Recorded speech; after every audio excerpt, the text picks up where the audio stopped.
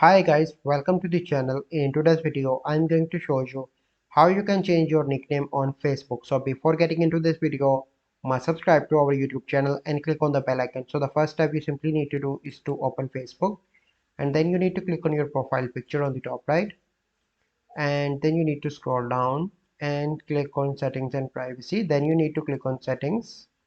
Once you are here, you simply need to scroll down, and then you need to click on profile details.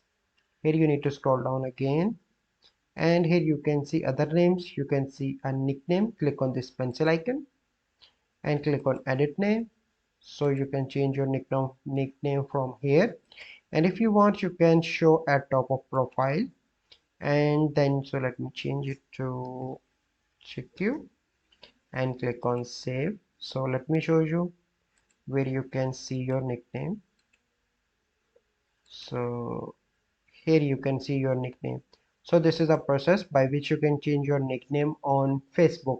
So I hope you find this video helpful. If you find this video helpful, must like this video, subscribe to our YouTube channel for future videos. We'll see you in the next video. Thank you. Have a good day.